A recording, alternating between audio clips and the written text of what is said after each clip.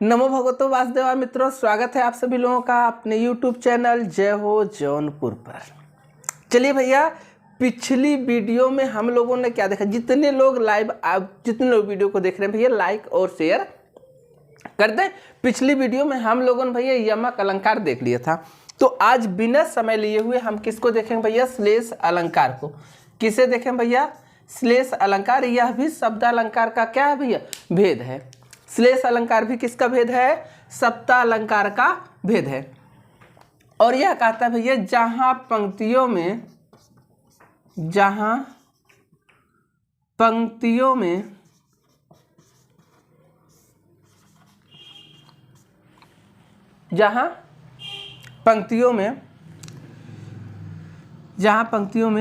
एक शब्द के,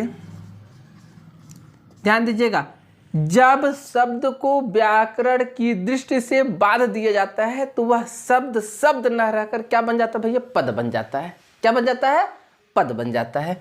तो यहाँ पर आप पद भी लिख सकते हैं। जहाँ एक शब्द या पद के एक से अधिक अर्थ होते हैं,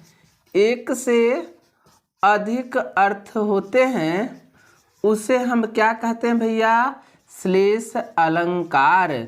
जहां एक शब्द के एक से अधिक अर्थ होते हैं भैया पंक्तियों में, उसे हम क्या कहते हैं, श्लेष अलंकार। ठीक, अच्छा ध्यान दीजिएगा भैया, श्लेष अलंकार एक शब्द के एक से अधिक कैसे पद अर्थ होते हैं। जैसे कह दे भैया मागन को पट देत बार बार, मागन को पट देत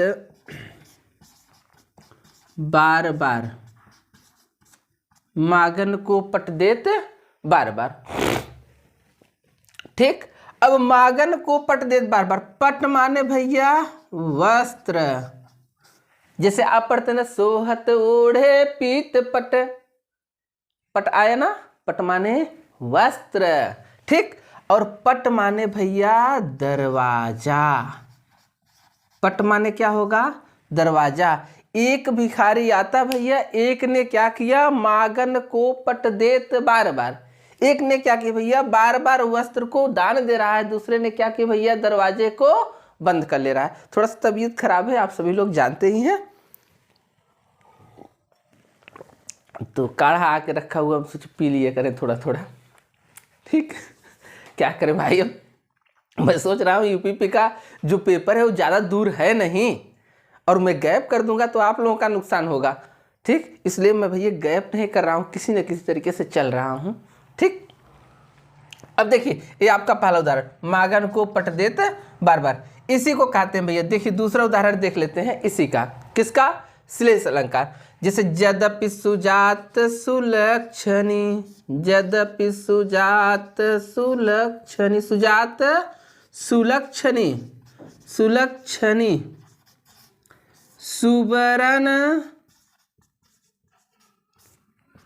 सरस सुवृत्त, यद्यपि सुजात सुलक्षणी सुबरन सरस सुवृत्त, भूषण बिनु न विराजई,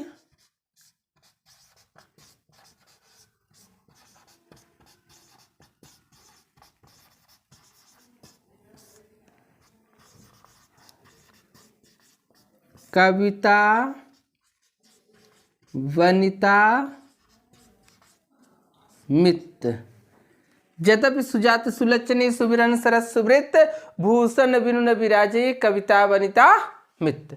अब कहते यद्यपि सुजात, भले ही वह सुंदर जाति की हो, सुलक्षणी सुंदर लक्षण वाली हो, सुबरन सुंदर वर्ण वाली हो, सरस स्वभाव वाली हो, सुवृत्त सुंदर चरित्र वाली हो। फिर भी कहते हैं भूषण बिनु न विराजई, आभूषण के बिना वह अच्छी नहीं लगती भैया। कौन, कविता। कविता का आभूषण भैया अलंकार। अब देखिए भूषण का, देखिए भूषण का एक अर्थ भैया क्या होगा, कविता के अर्थ में अलंकार। कविता का आभूषण क्या, कविता का आभूषण क्या होता है भैया, अलंकार। ठीक, इसके बाद वनिता, वनिता माने स्त्री, और स्त्री का आभूषण भैया गहना, या इसी को कह सकते हैं भूषण माने आभूषण या गहना। बिना आभूषण की स्त्री भी अच्छी नहीं लगती भैया। फिर कहते हैं मित्र। मित्र माने मित्र, मित्र वाक पटुता। अगर मित्र के अंदर बोलने की कला नहीं, चतुराई नहीं, तो वह मित्र मित्र अच्छा नहीं होता है। ठीक, तो चलिए एक बार सभी लोग इसका स्क्रीनशॉट लेंगे और उदाहरण हम देते हैं भैया। ठीक, सभी लोग स्क्रीनशॉट लेंगे।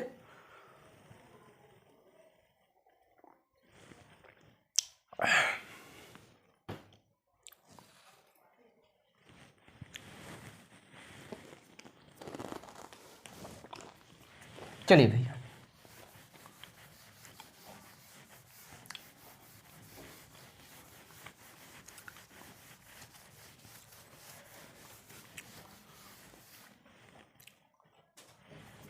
जब जिंदगी में कुछ अच्छा होने वाला रहता है ना, तो उसका आगाज पहले हो जाता है। हमको लगा कि 2024 मेरे लिए बड़ा अच्छा होने वाला है, और आज तो मुझे लगा कि वाकई मेरे लिए अच्छा होने वाला है, कुछ तो मिला ना। चलिए भैया आगे चलते हैं। चलिए, अच्छा श्लेष अलंकार के और उदाहरण देख लीजिए। जैसे कहते हैं भैया, मेरी भव बाधा हरव, मेरी भव बाधा हरव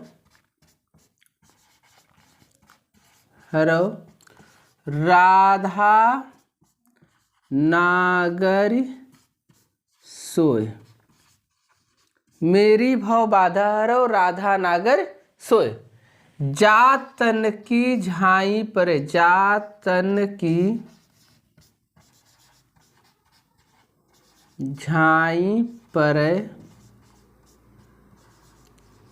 श्याम हरित दूती होय। मेरी भव बाधा हरव राधा नागर सोय, जातन की झाई पर श्याम हरित दूती होय।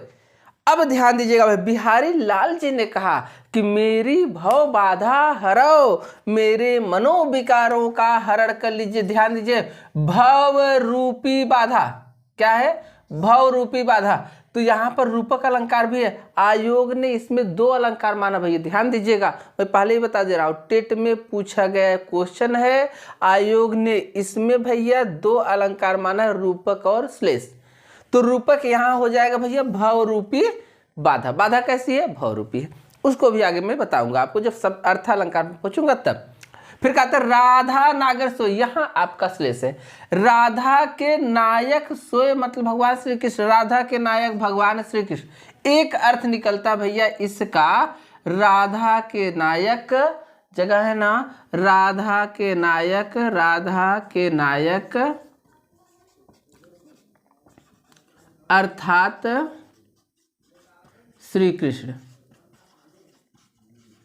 कृष्ण भगवान से कह रहा है कि आप मेरे मनोविकारों का हरण कर लीजिए। जातन की झाई पर, जिसकी परछाई मात्र पड़ जाने से श्याम हरित दूती हो, भविष्य क्या होता है? उज्जवल हो जाता है।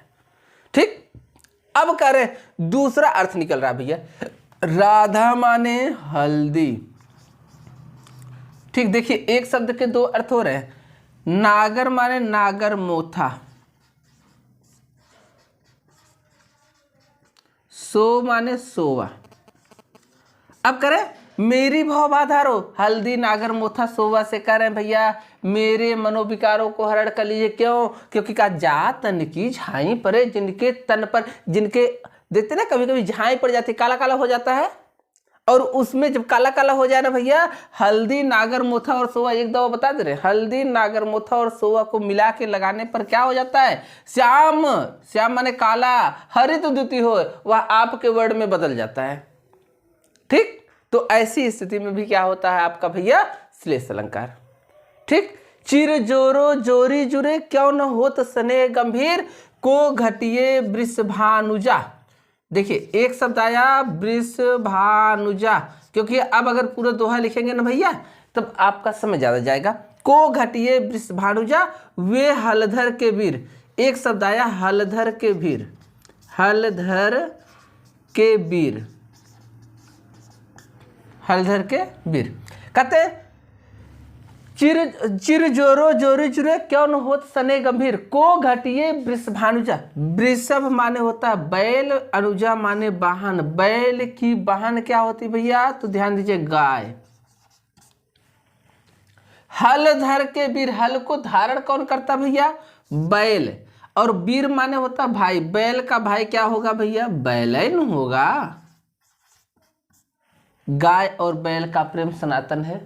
चिर जोरो जोरी चुरे, चिर माने पुरातन इनका प्रेम है भैया। अब इनका प्रेम काहे नहीं गंभीर होगा। दूसरी चीज, अब देखिए वृषभानुजा, वृषभ राज की बहन अर्थात राधा, दूसरा अर्थ निकल रहा है। हल धर के वीर, हल को कौन धारण करता था भैया, बलराम जी भी धारण करते थे। और उनके भाई कौन थे, कृष्ण। हलधर के वीर अर्थात कृष्ण। भैया राधा और कृष्ण काफी तो प्रेम पुरातन है, ये भी काहे नहीं प्रेम परिपक्व होगा, तो ये भी परिपक्व होगा। इसमें भी आपका श्लेष अलंकार है, स्क्रीनशॉट लीजिए। चलते हैं वक्रोक्त की तरफ। चलिए भैया,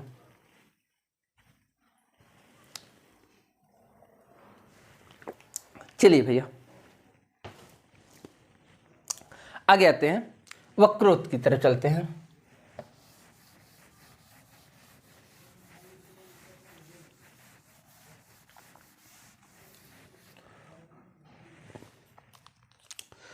वक्रोक्ति अलंकार, अगर बात करते हैं भैया वक्रोक्ति अलंकार की, तो ध्यान दीजिएगा वक्रधन उक्ति।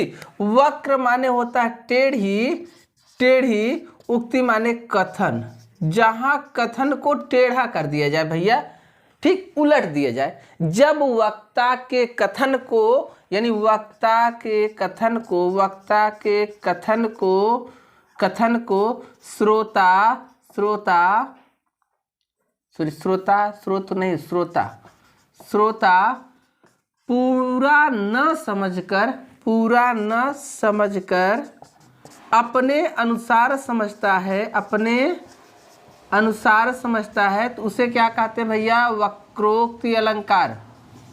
जहां वक्ता श्रोता, श्रोता क्या करता भैया, वक्ता के कथन को श्रोता समझ में नहीं करता, अपना तर्क लगा लेता है।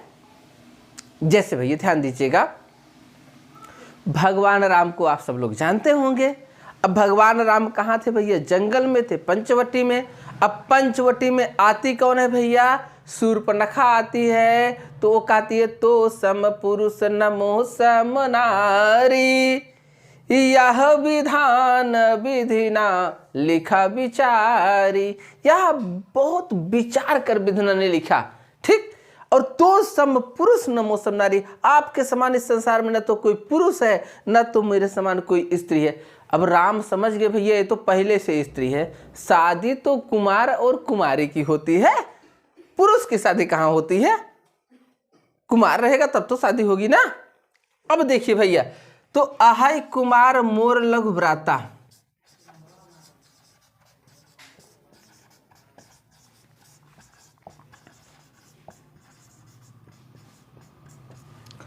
अब जब उसने राम से कहा कि तो सम पुरुष नमो सम नारी, राम से कहा कि आपके समान कोई पुरुष नहीं है, मेरे समान कोई स्त्री नहीं है, अब मुझसे शादी करिए। राम बोले ना ना भैया, मेरी पत्नी कुटी में विद्यमान है, अभी देखेगी तो बेलनों में से कूचेगी, ठीक, इनकार कर दिया। तब उसकी निगाह पड़ती है लक्ष्मण के ऊपर, पूछती है वो कौन है, तो राम ने कहा आहाय कुमार मोर लघु भ्राता, जो मेरा छोटा भाई है ना वो कुमार है। कुमार ने खराब, कुमार ने क्या होता भैया, खराब, और मार माने मारने वाला, मारने वाला। राम ने कहा वो जो मेरा छोटा भाई ना बहुत खराब मार मारता है, उधर देखना मत, जाने की तो बात ही छोड़ दीजिए। लेकिन अब देखिए, जहां वक्ता कहता कुछ और है, श्रोता तर्क लगाता कुछ और है।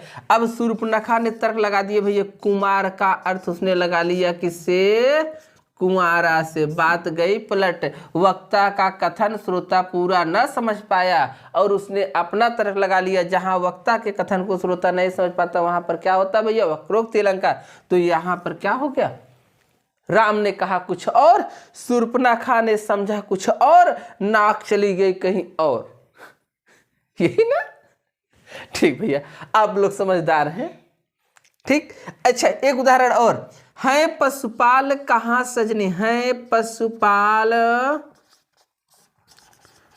कहाँ सजनी, वृंदावन धेनु चराय रहे हो, हैं वृंदावन धेनु चराय रहे हो, चराय रहे हो। है पशुपाल कहाँ सजनी, है पशुपाल कहाँ सजनी, यानी यहां पर होता क्या भैया, माँ पार्वती पर्वत पे ठाठ से आराम से अकेले बैठी है, भगवान शिव गए सब्जी लेने। और जब भगवान शिव सब्जी लेने गए भैया तो उसी समय कौन आ जाता है, माँ लक्ष्मी जी आ जाती हैं। और जब माँ लक्ष्मी जी आ जाती है भैया तो पार्वती जी से पूछती है, कौन, माँ लक्ष्मी जी, हैं पशुपाल कहाँ सजनी। कहती हे मैया इस समय भगवान शिव, पशुपति भगवान शिव कहाँ हैं। तो लक्ष्मी कहती है भैया देखिए वृंदावन। लक्ष्मी जी पार्वती जी से पूछती हैं और पार्वती जी को लगा कि लक्ष्मी जी भगवान विष्णु को खोजते हुए आ रही हैं। करेंगे वृंदावन धेनु चराए रहे हैं, जाकर देखिए वृंदावन में गाय चरा रहे हैं। पूछ रही हैं भगवान शिव को, लक्ष्मी जी किसको पूछ रहे थे, भगवान शिव को, और उत्तर किसको मिल रहा है भैया, भगवान कृष्ण का। जहां वक्ता कहता कुछ और है, श्रोता समझता कुछ और है भैया, वहां होता है वक्रोक्ति अलंकार। तो चलिए भैया आज के लिए बस इतना ही, कल से हम लोग पढ़ेंगे अर्थालंकार। ठीक, आज बस इतना ही। सभी को नमो भगवतो वासुदेवाय। भैया वीडियो को लाइक और शेयर करके जरूर जाइएगा, एक बटन सब्सक्राइब वाला आपकी वजह से बढ़ना चाहिए।